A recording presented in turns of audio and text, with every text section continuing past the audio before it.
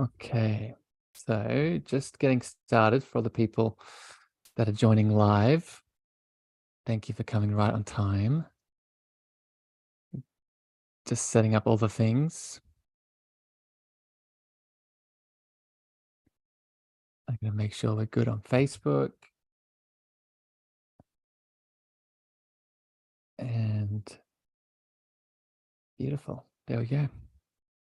Starting recording in 3, 2, and 1. Good morning, evening, afternoon, magical beings. Welcome back to the show. Welcome back to the Cosmic Love Antenna. I am really honored and grateful and excited to bring this conversation to you today from my heart in collaboration with an even powerful, mystical, spiritual heart that is the man that is Neale Donald Walsch. Before I get into all of who he is and everything we're going to get into today, I want to remind everyone that's joining either live or tuning into the podcast, I'd really encourage you to share any comments and questions and feedback that comes up today as we discuss and have this conversation with Neale. We're going to get really deep into all things God and spirituality. So if you're watching on LinkedIn or Facebook or YouTube, please pop in your comments and questions as we flow. And if this podcast today hits your heart, please share it out far and wide with someone you think it can impact in your life at a very deep level. The man, the mystic, the loving heart that is Neale Donald Walsch. If you haven't heard of this soul, Neale Donald Walsch is an author of the best-selling Conversations with God series. He is the author of 39 books in total on contemporary spirituality and its practical application in this 3D world, which to me is so important in this expansion that we're all going through. And today, I have the pleasure to chat with Neale about his new book, The God Solution. And we're going to chat about all things, not just God, spirituality, but what are some of the biggest problems in the world around this today? What are some of the solutions? Where does religion come in? What is missing in our understanding? And ultimately, where does divine love seep into this conversation? Neale, it's a divine pleasure to welcome you to the Cosmic Love Antenna. Thank you, Harrison. It's lovely to be here with you. How may I serve the moment? Well, Neale, I don't think anyone's ever asked me that question to begin with, so I really appreciate it. I guess where we can start, I just want to go straight in, Neale, because I think out of other conversations I've had, this one, it feels I have the most permission to go as deep as possible. So I want to ask the question to begin this exploration with you. In your opinion, what do you think is the biggest problem we have in the world today? The biggest problem in the world today, as I observe it, is that most of the people in positions to do anything about it don't know what the biggest problem in the world today is. Chiefs of state, the heads of our world's major religions, the top brass in the world's major corporations, people of power and influence in the world don't seem to understand what the biggest problem in the world today is. So that is the biggest problem in the world today, that people don't understand what the biggest problem in the world today is. I can put the problem in one word for you and for all of those people who don't understand what it is. But I won't do that unless I'm asked to. Well, I think, Neale, I think I could probably guess.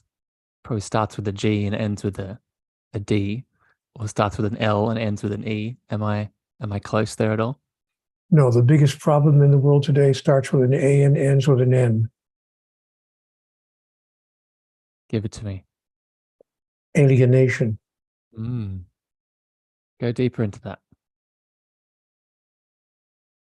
Harrison, I'm going to be 80 years old soon. And I can tell you in my nearly 80 years, I have never experienced the level of alienation in the world at large that I'm experiencing in these days and times. Alienation, nation between nation, people of different races, people of different religions, people even of different age groups, people of different genders, people of different economic levels. You know, if you're different from me and don't agree with everything that I believe, if you belong to a different political party or whatever, I'm going to be alienated from you, and I may even express my alienation in ways that are hurtful and damaging, and even physically destructive. So I've never seen this level of alienation, Harrison. When I was a younger man, of course there were differences of opinion. People had always had differences, but I have never seen the level of animosity and negative energetic expression that I'm seeing these days. And that's why I say the biggest problem in the world is alienation. And the second biggest problem in the world is that most people in positions to do anything about it do not know the root cause of alienation. You know, they believe that the root cause of their alienation has to do with the differences that they experience with other people. You have a different skin color. You have a different religion. You have a different economic status. You belong to a different nation.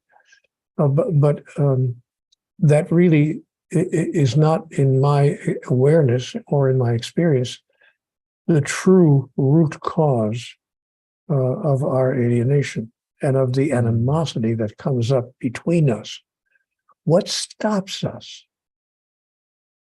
What stops us from being gentle and kind with each other?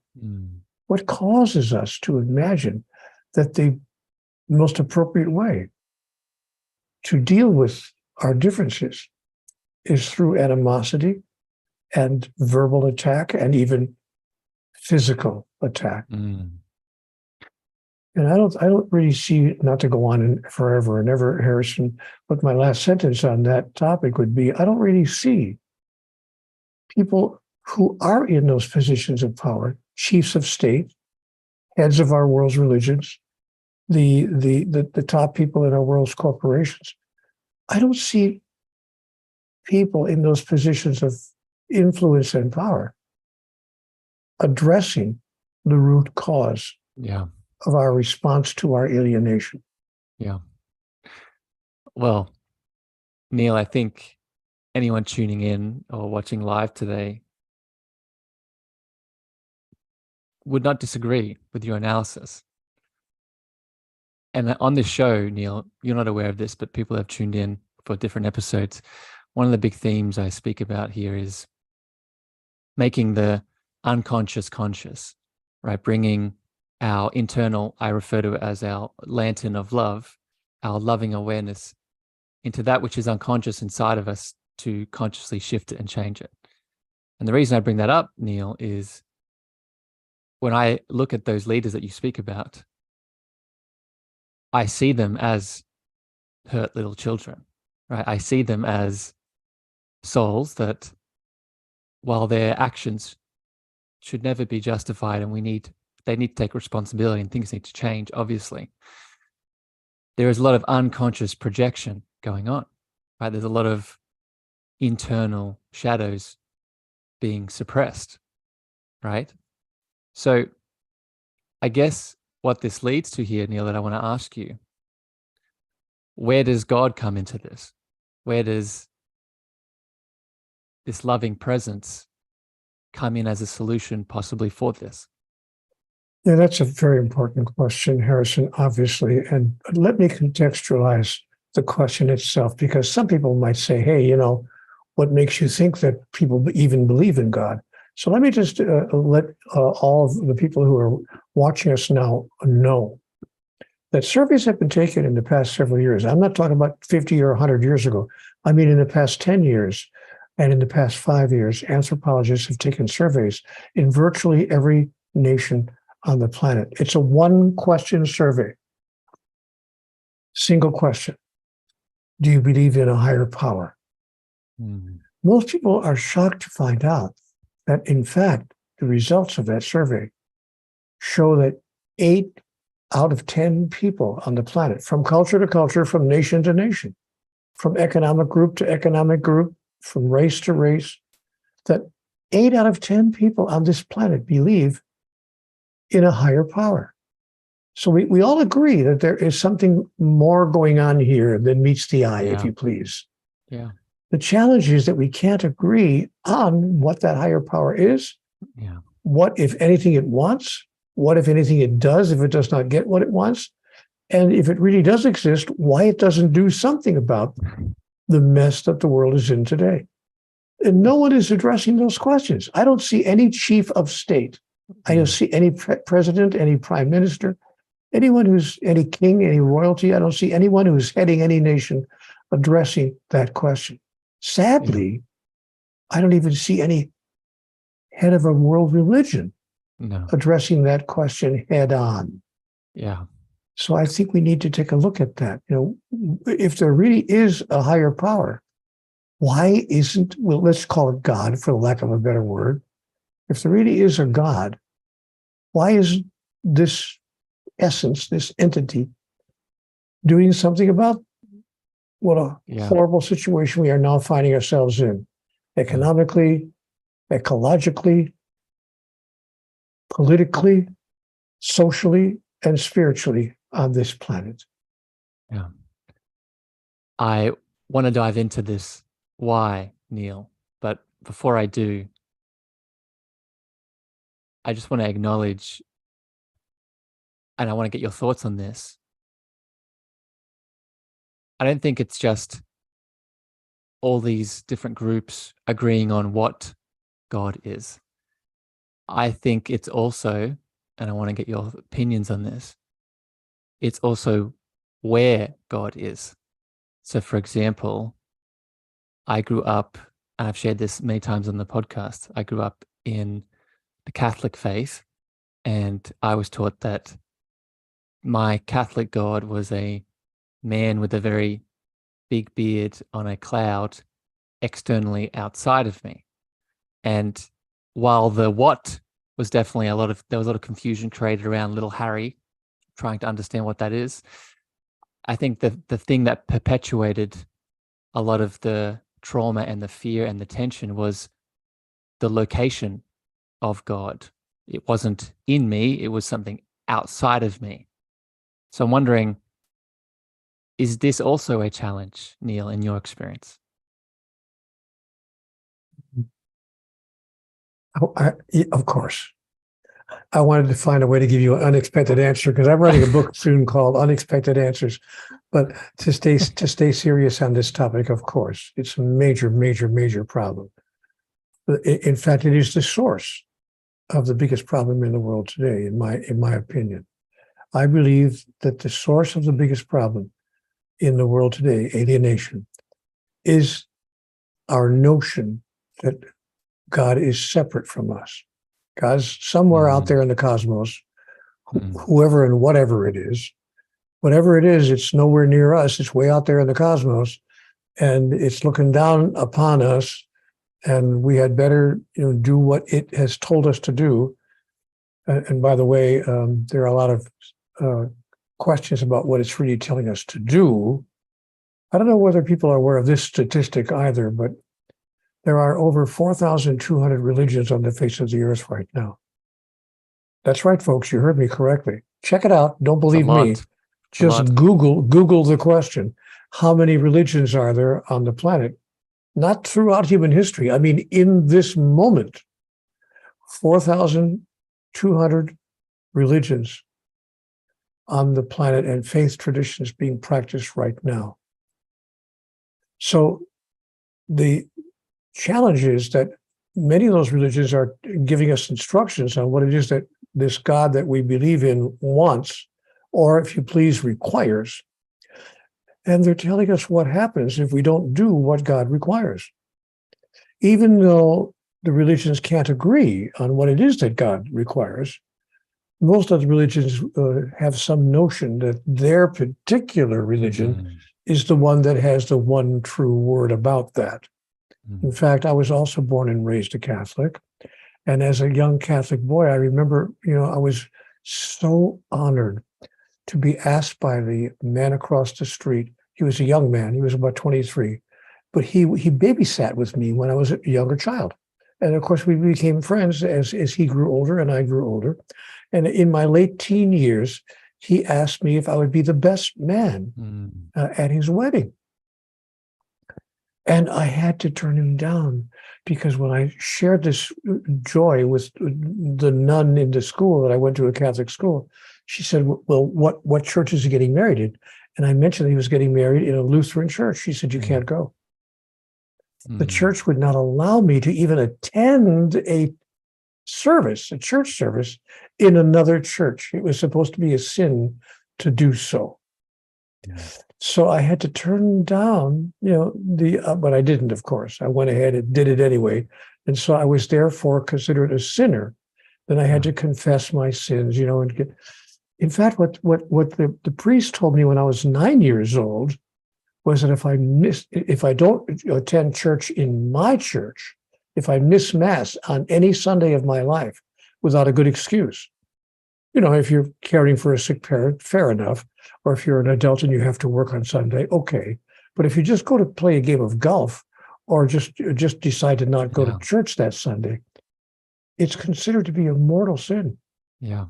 That is, the priest was telling me, Neale, if you miss Mass on Sunday without a good excuse, it better be a good excuse. If you just don't go to church and you get hit by a car on Monday, God forbid, and you should die, you will go straight to hell. Yeah. I'm talking about everlasting torture and damnation in the fires of hell for missing church one Sunday.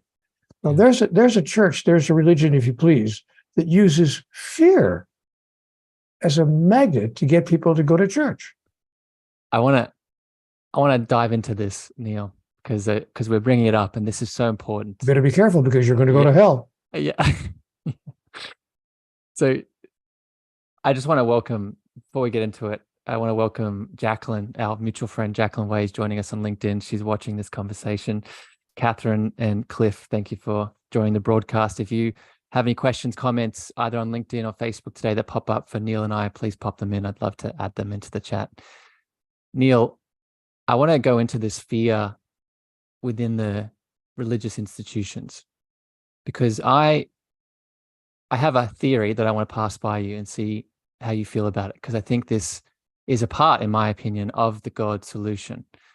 And it's this understanding that the deeper I go into my spiritual journey and my relationship with different religious groups and communities and ideologies, something I'm starting to notice is at the root of all of the religious ideologies I've found, there are these beautiful mystical foundations of love and unity and spiritual connection and awakening. However, as we start to go up on those layers of those different ideologies, you spoke about all the different groups with the number that you gave. Each of these different groups has these layers of fear consciousness on top of the mystical roots of that religion. So this is what I want to get your thoughts on, Neale.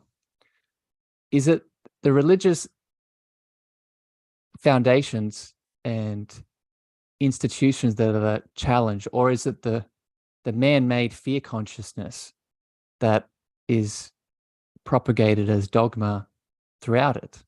Well, it's both, because religions are not a standalone experience. They're headed by human beings. And so really, it's both. It's not one or the other. The human beings who are at the top levels of the world's religions are simply instilling, by allowing fear to be running rampant in the members of that religion, by allowing fear to be a major aspect, fear of God, fear of God's judgment, fear of God's punishment, fear of God itself, by not denouncing, by not relinquishing, by not rejecting any thought that God would ever do anything bad to any of us for any reason whatsoever.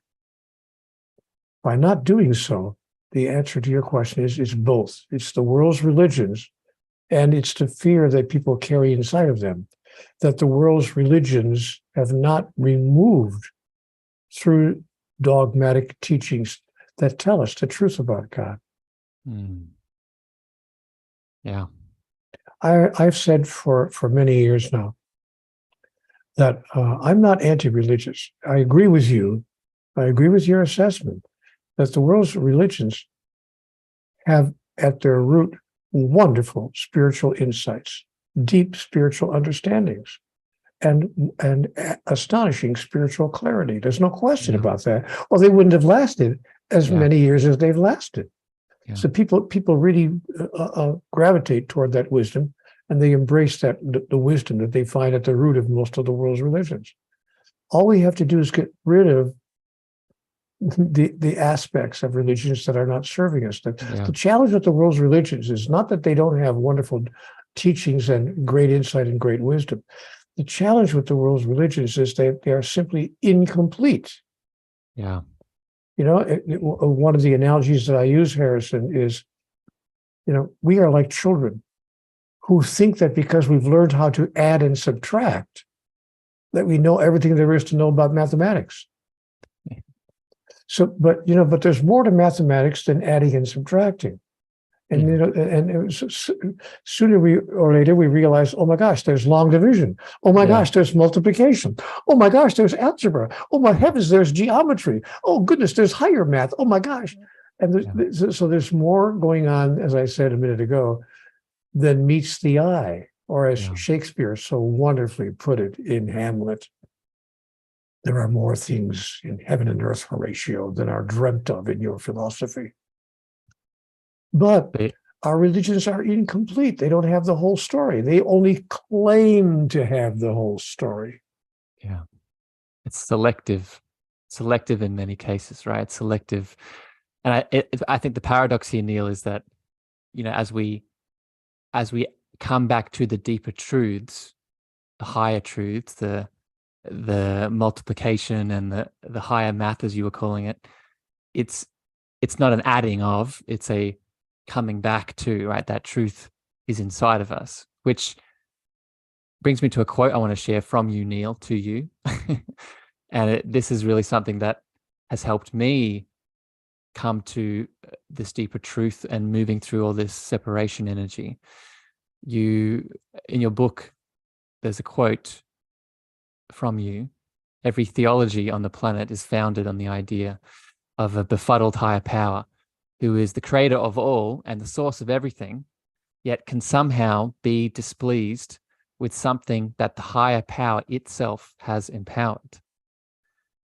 And I hope that everybody heard what you just said. Yeah. We're talking about a God who can somehow be befuddled by the outcome of what the higher power itself has created. If the higher power is the creation of everything, then somebody explain it to me. What's going on here? There's another powerful question that I invite people to ask, even people who might be disagreeing with what they're hearing right now on this program. There may be some people who are turning this program off right now, saying, atheists, New Agers, or whatever they want to call us. And that's fair. It's fair for people to have different opinions. But I'm going to invite people to consider whether the following question has any value. Here's the question. Is it possible, just possible, that there's something we don't fully understand here about God, about life, and about each other, the understanding of which would change everything? The understanding of which would change everything. Mm. Or do we think, no, Neale, no, we know it all. We know all there is to know. It's all right there in the book. Yeah. Which book? Well, you know which book, the book that we gave you to read. Well, interestingly enough, there are,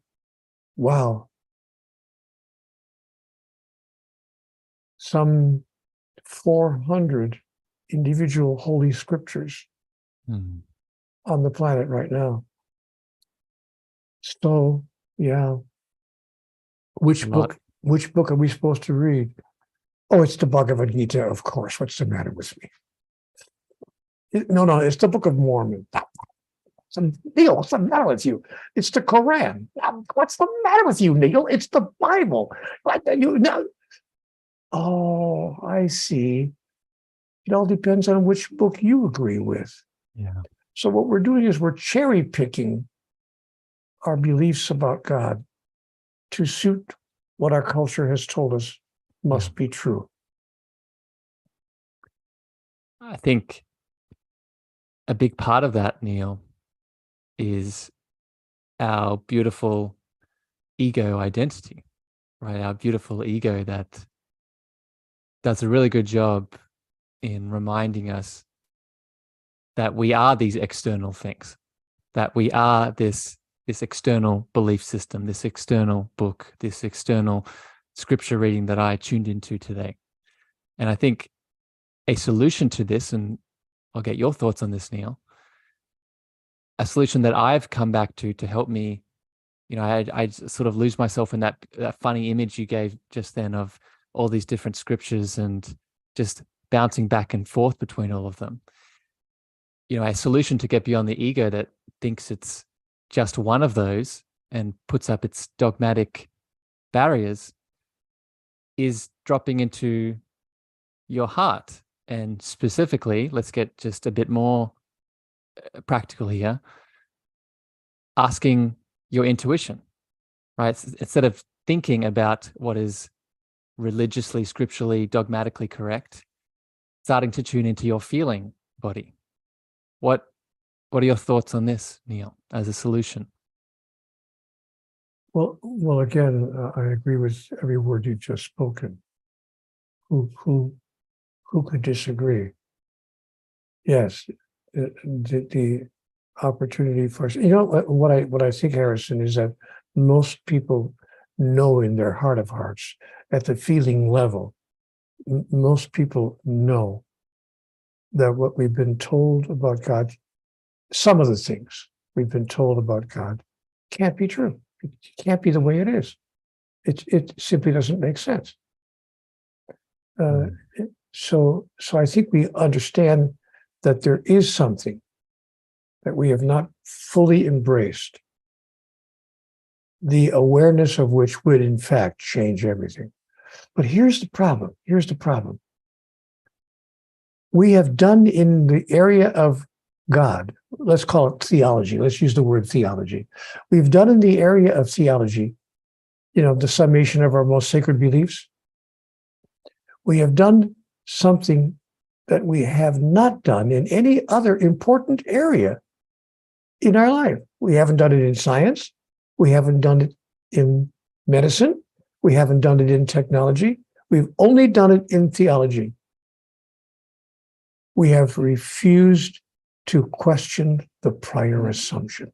In science, the minute a scientist imagines that she has discovered something, she questions the prior assumption upon which she has based her latest information or the prior information. The moment that someone in the world of medicine feels that they have come up with a cure for some kind of a disease or illness, the first thing they do is question the prior assumptions on which their medicine was previously based. The first thing that people do in technology as well is question the prior assumption. Is it true? Or is it possibly not complete in its awareness? But in the area of theology, you're not allowed to question the prior assumption. You will stick with what you and all human beings have been told for thousands and thousands of years. You will not question the prior assumption. And in fact, to question what we are told by the world's religions is considered by some of those religions outright blasphemy, heresy. Also, there are some religions on the earth that if you question their beliefs, you're subject to death. The death penalty.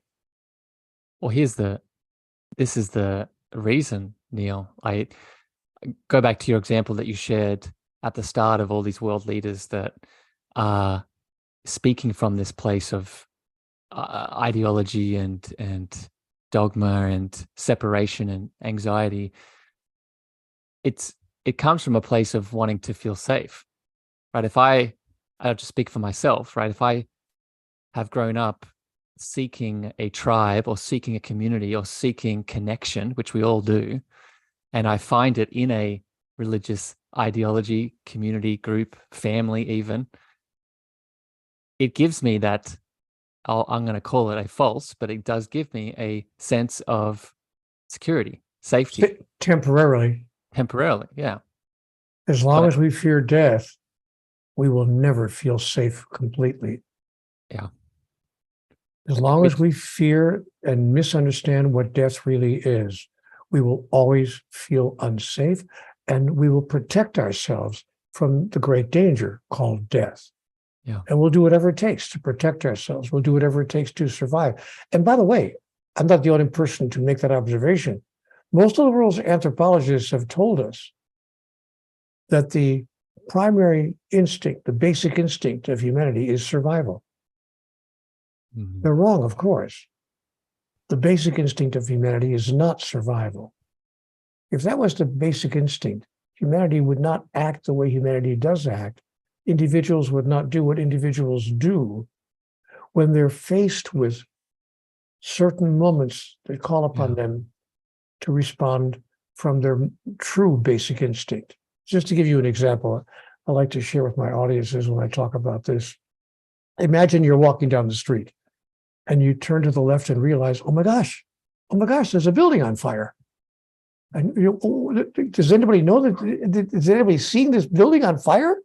And then a lady on the second floor reaches out of the window holding a tiny baby. Can't be 1 year old. She says, help me. Don't even worry about me. Save my baby, help me. What does the average person do? Turn around and run away? Say, oh, I'll have to wait until the first responders get here. It could be a while. Of course not. The average person would race into that building to do what it could for both the baby and the baby's mother. Mhm. And they would do that without thinking, because the fundamental instinct of humanity is the expression of divinity, not survival. Yeah. The question on a person's mind at moments like that is not whether I will continue living, but how. Mhm. Not whether I will have 20 more minutes or 20 more years on the planet, but what will that look like? And what will that say to me about me? But if we are afraid of death, if we think that death is the cessation of everything, the end of our story, the end of our individual experience of who we are, then we may, in fact, be paralyzed, even in moments like that. But what happens, thank goodness, for most people, in moments like that when the chips are down. By the way, there was this wonderful story that made all the newspapers about 3 or 4 years ago. This is not a made up example. There was a little child who fell onto the tracks at the New York subway station in New York City. And a man, people, of course, were horrified that this little toddler tumbled and fell off the platform onto the tracks of the oncoming subway, just as they could hear the subway train roaring into the station. And a man jumped off the platform, threw his body over the child in between the rails of that track, and the subway train came in on top of them. And when the subway train passed and stopped, he managed to survive. And of course, he saved the life of the child. And the reporters were all over the place when they were called, and the newspapers and the TV stations were there, and they were saying, this guy's a hero. He's a hero. And he said, no, I'm not a hero. I did what anybody would do. Yeah. This is a true story. You can read about it. I believe it, Neale. And it shows something very significant. So first of all, thank you for sharing that. You don't know this, Neale, but the show, Cosmic Love Antenna, the reason I refer to it as the Cosmic Love Antenna, because to me, that divine that we all are is that love, right? That man that took that choice and threw himself. He was connected to the divine, but he was connected to this space of unconditional love. And I think this I think you're so right with your understanding of this misconception around what death actually is, right? In many ways, we could say, what are we at a base level? We're energy. And we know that energy is not created or destroyed. It's either it's transforming, it's moving or transforming into something else. So I want to tie this in, Neale, with a question that you posed at the start that I want to come back to and see if we can link these two together. You mentioned that there's so many questions, not just around God, but this, if God is real, if God is a thing, if God is a part of me, or I'm connected to God, why is there so much badness, evil, suffering happening in the world? Well, because we don't know that, because we don't know who we really are. Well, I'd like to just take a minute, if I could, to explain that, because some people, when I've talked in this way in front of a crowd, in the days when we actually had public events with more than two people in the room, but somebody would inevitably get up in the back of the room, and question me. What are you saying? What are you trying to say? You're God? Trying to say that we're God? Come on, Neale. And I have to explain to them, wait a minute, whoa, wait. The relationship between you and God is the same as the relationship between a wave and the ocean, to use an analogy. The wave is not separate from the ocean. It's not something other than the ocean. It's simply an individual arising of the ocean in magnificent, glorious, blessed individual form. And when that expression is complete, the wave recedes back into the ocean, whence it came. Thus, we understand who we are in relationship to God. I'm not saying that I'm God, but I'm saying that I am an individuation of the divine. I'm, to use the analogy, a wave on the ocean of divinity, as is everyone else. So what God said to me when she shared with me that analogy, she said, Neale, go out there and make waves. Yeah. I love it. I often quote Rumi on this podcast, Neale, and I'm sure you're very familiar with the mystic that was Rumi. And one of my top 3 Rumi quotes is, we're not a drop in the ocean, we are an ocean in a drop. And I think the image of the ocean vastness expanding into unique individuations, into waves, is a beautiful descriptor of it. But it brings up a question, Neale. Why do so much of us along this remembering, awakening experience, why do we have so much trouble coming back to that truth? Because we're afraid. Harrison, we're simply afraid. We're afraid of dying. We're afraid of every other outcome that's less than death, but could be equally torturous or damaging.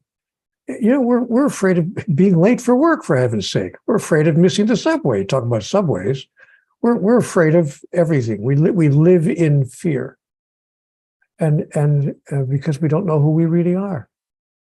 And I would like to think that human beings could come to a new place, a new way of living their life, without having to go through hell in order to get to heaven. That's a wonderful statement that God made to me in conversations with God.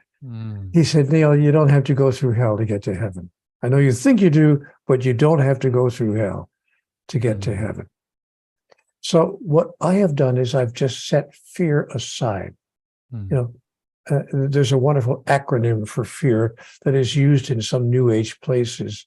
Feeling, excited and ready is my acronym. Oh, I love it. Some say false evidence appearing real. That's the one I've used, yeah. My favorite one is feeling excited and ready.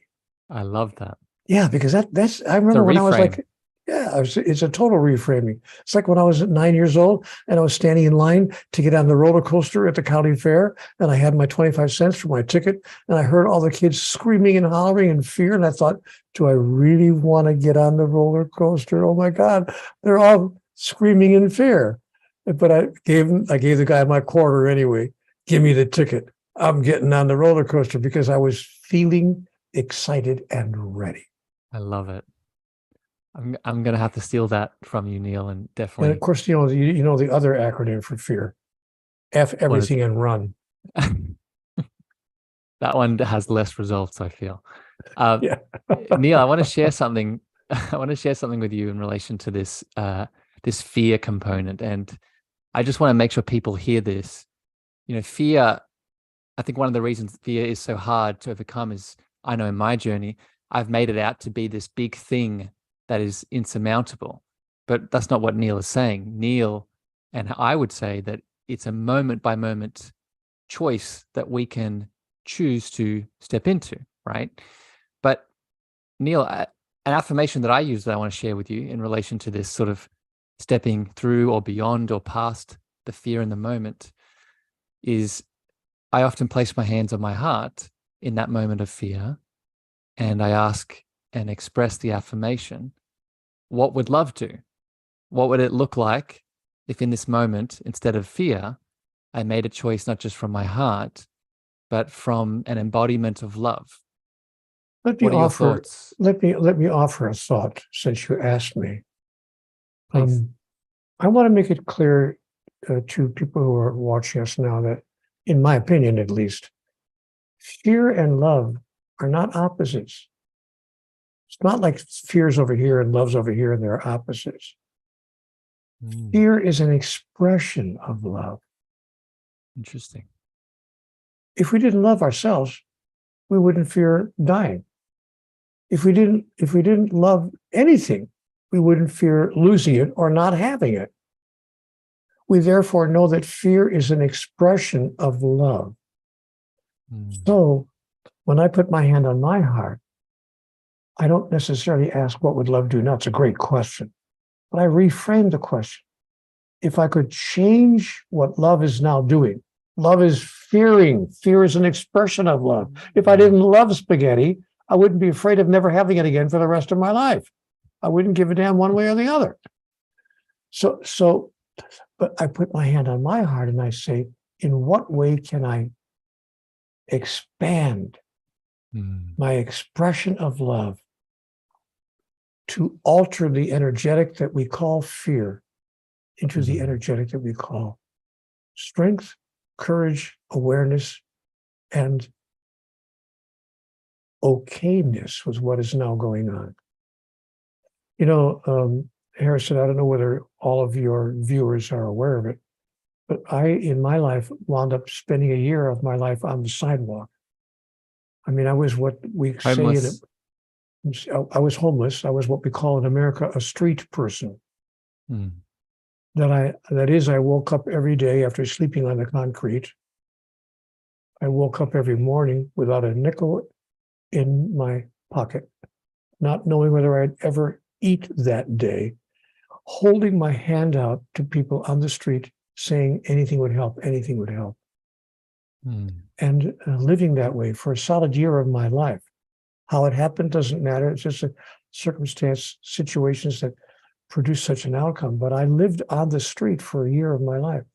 You really don't know what it's like to have absolutely nothing at all. I mean, it's raining, it's pouring, or it's the middle of the coldest month of the year. And you're freezing on the ground, trying to get a little bit of sleep on the ground. And then the rains come to make matters worse. And you can't get out of the weather. And then if you do manage to get a few pesos or a few dollars or a few euros from somebody on the street, enough to buy a little bit to eat, then you have to figure out where you're going to go to the bathroom. And so you have to sneak into the back of restaurants because the managers see you with your unwashed hair and they can smell you a mile away. You haven't had a shower or a bath in months. And they rush over to you. No, so out, not in here.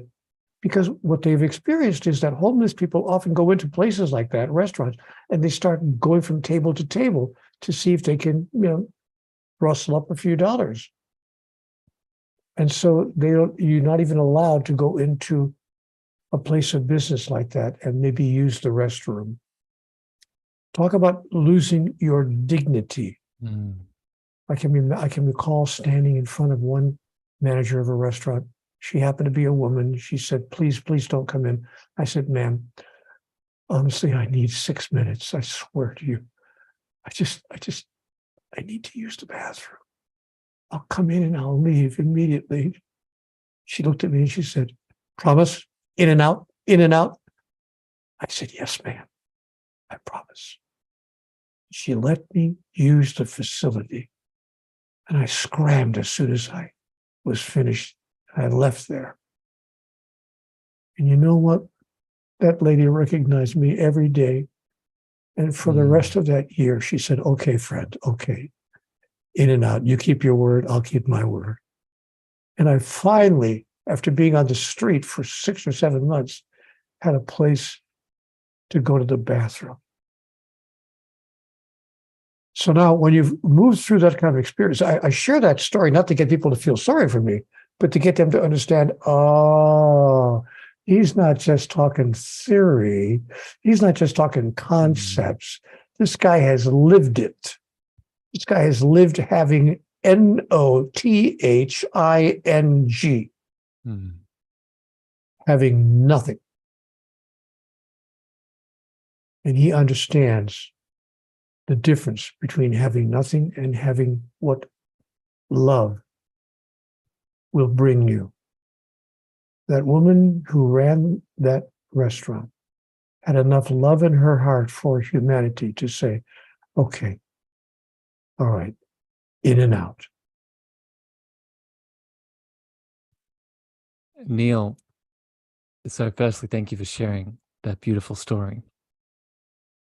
And it actually highlights something else very significant and important that I want to pull out and reflect back to you.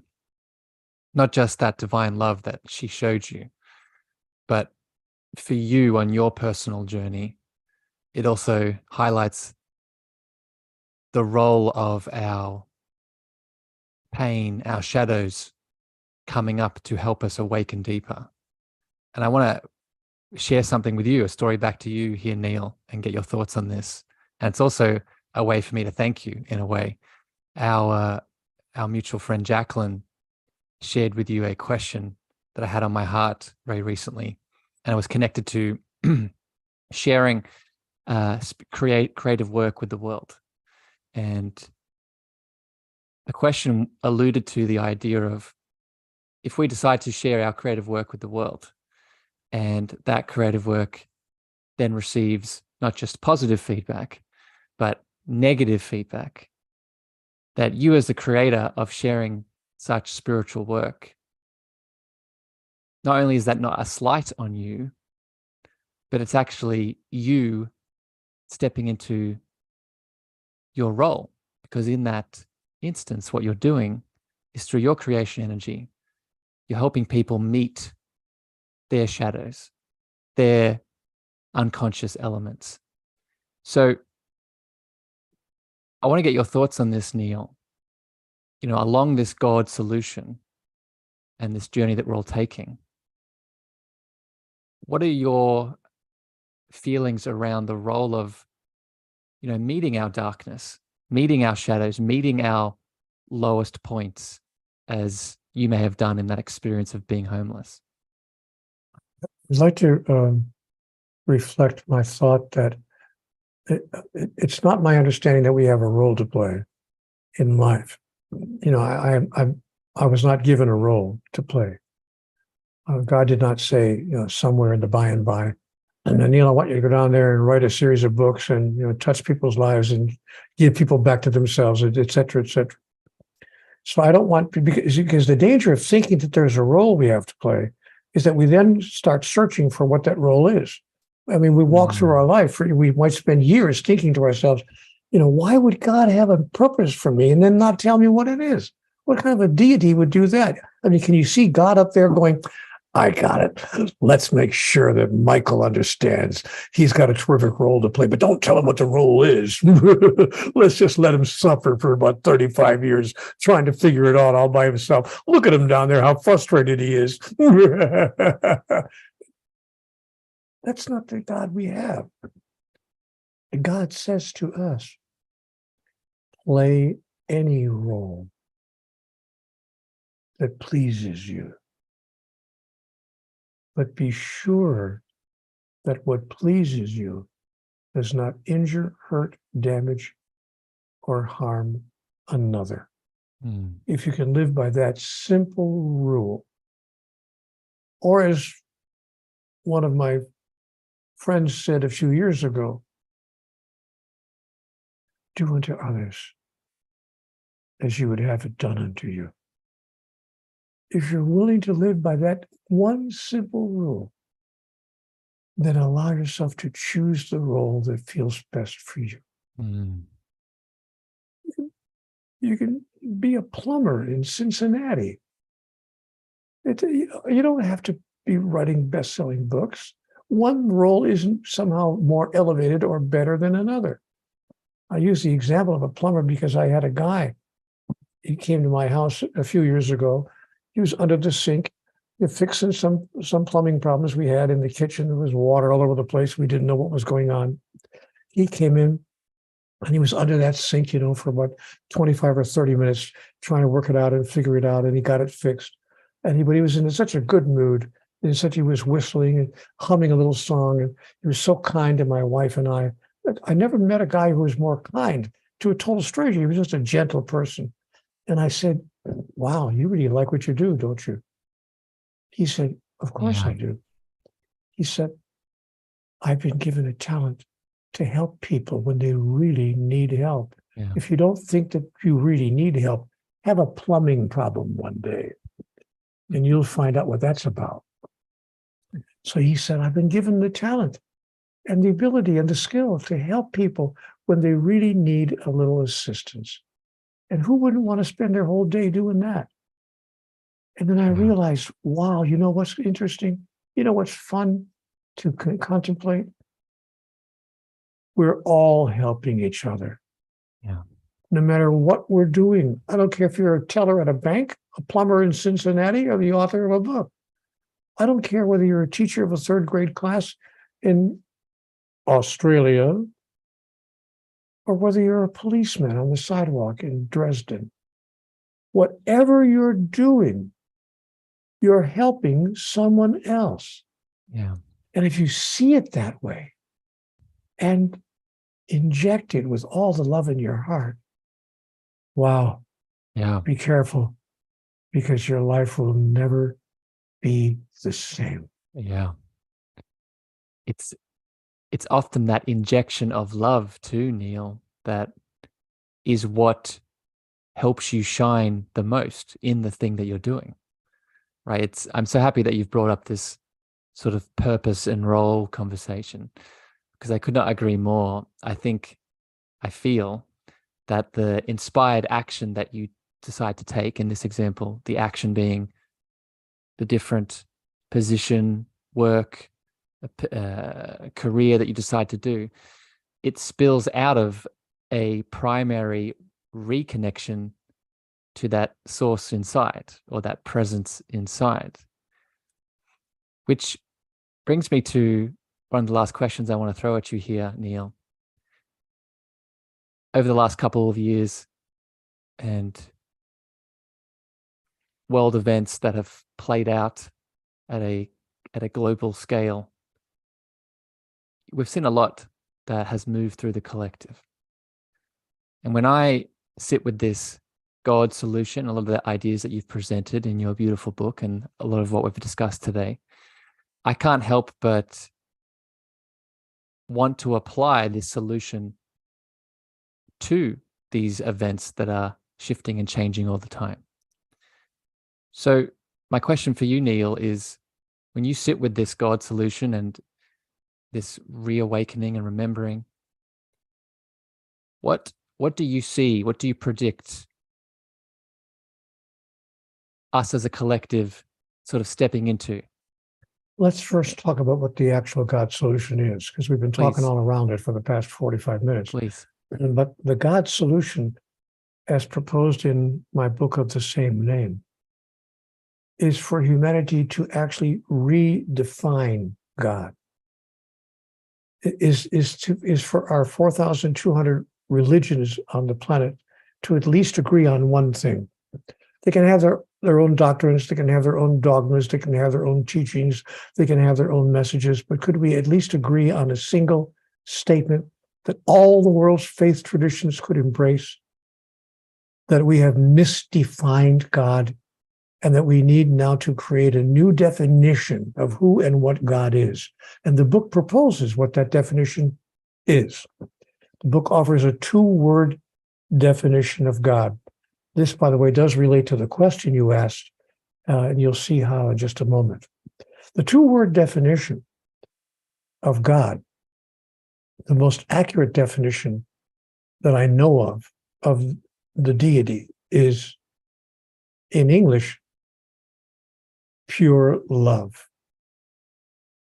God is simply pure love. Mm.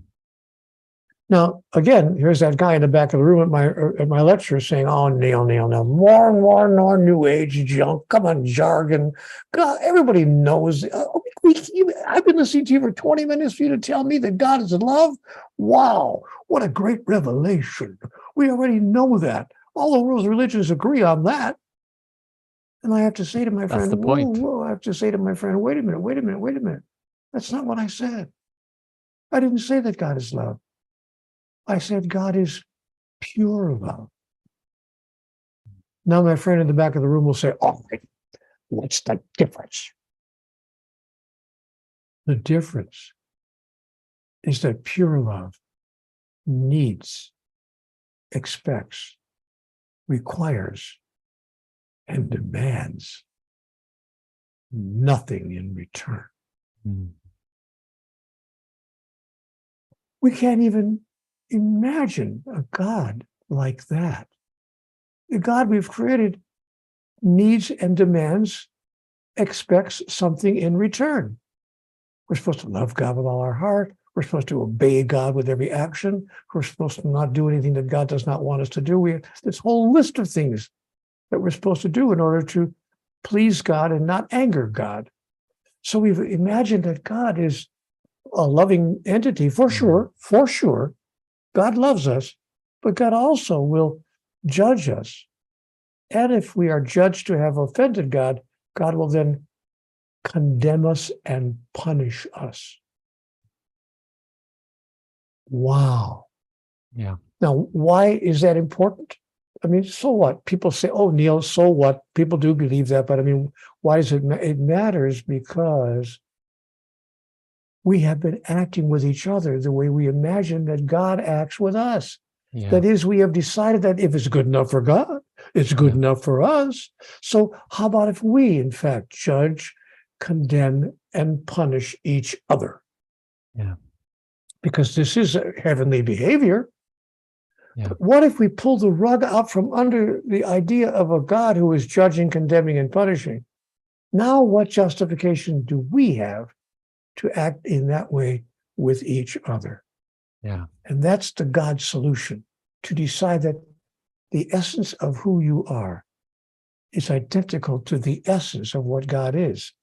The wave is not something other than the ocean. It's simply an individual expression of the ocean. So the part of you that is divine is called as well pure love. Now, supposing you chose to inject that idea and that expression of love into everything that you think and say and do throughout the days and times of your life. Harrison, we can't even love the person on the pillow next to us that way. Much less the person across the street, much less the person around the world. We don't even know how to love the person we say we are totally in love with in a way that needs, requires, expects, demands, and hopes for nothing in return. But that's what pure love is. Pure love says, my greatest joy is the expression of who I am, not the receiving of what that brings me.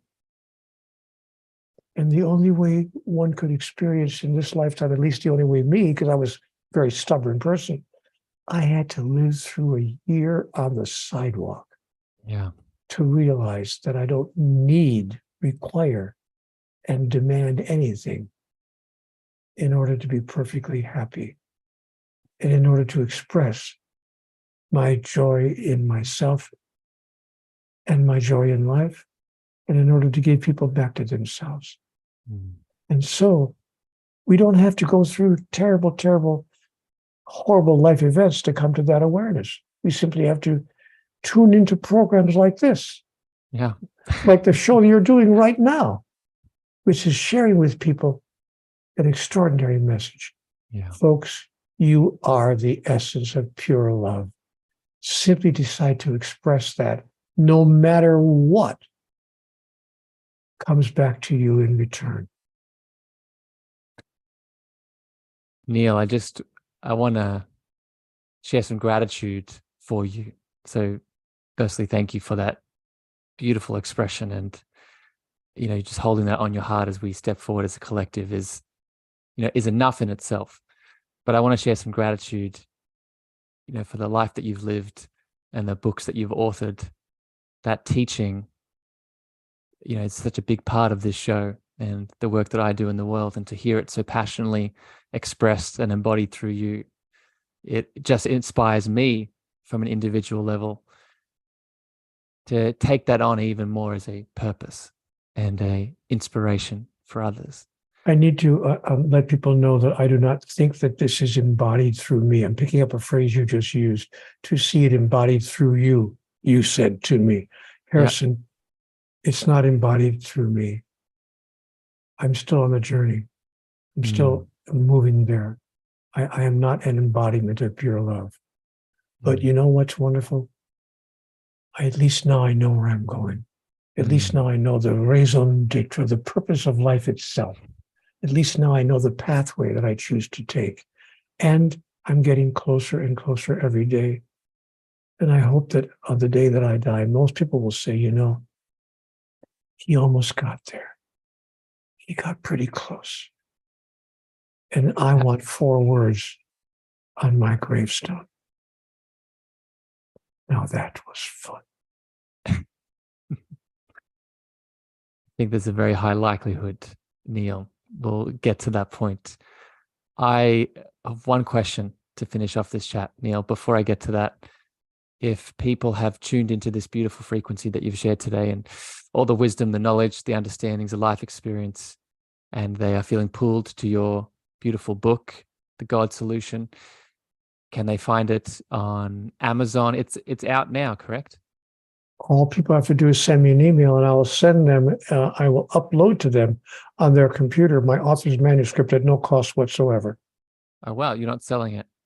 No, I mean, the publisher is selling it. They don't, because, and understandably, why? I mean, after all, they have to, edit it. They had to design the book. They had to design the cover. They had to get it out there. They had to distribute it.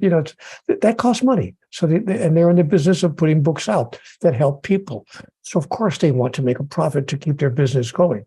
But anyone who writes me an email and says, Neale, just send me the author's manuscript, and here's the email address to send it to, and I'll send it right to them at no cost whatsoever, because I want this message to be received by as many people as possible. And I ask for only one thing in return. If you ask for the book and you read it and you agree with it, send it to as many people as you know. Pass on the link and send it to everybody. Let's start a movement. Revolution. A love revolution. I will put Neale's details, his email to send that message to in the show notes. So for everyone that's tuning in on the podcast, you'll see the details. Just click it and take that action. Neale, I really am grateful and honored for your beautiful presence today. Thank you for the dance. My final question for you, and you eloquently answered it in many ways a moment ago, but I want to pose it again and see what else comes up in you. I refer to this as the cosmic love antenna. And in many ways, for me, the reason I do that is because along my journey, I've come back to the remembering that my higher power, my God, my source, is that four-letter love word. So I'm wondering for you, Neale, how do you define love in your world?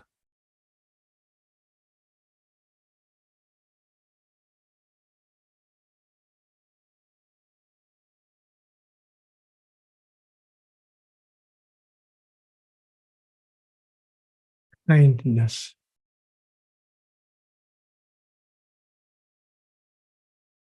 I try to be kind to every living thing. People, of course, pets as well. The tree in my backyard, I give it a hug. I have a huge plant in my living room. I give it, believe it or not, I give it a little kiss on its biggest leaf every morning. And I say to the plant, I love you, pal. Keep on blooming. If I see a spider where it doesn't belong, I'll capture it if there's any way I can. Get a glass on top of it. Put something underneath that glass. Carry it outside. Return it home. Kindness is how I define love. And there is a question I want you to ask me. What is the most important message in the 3,000 pages of the Conversations with God books? Please, Neale. Please, yeah. What is it? Give it to us. I ask God, what does it take to make life work? What is it that I don't understand? And she said, Neale, it's so simple. It's so easy. You think your life is about you, and your life has nothing to do with you. Your life is about everyone whose life you touch and the way in which you touch it. Yet when you experience and express that truth, you will discover that in the largest sense, your life is about you. Not about little you, but about big you. Because guess what, Neale? There's only one of us in the room.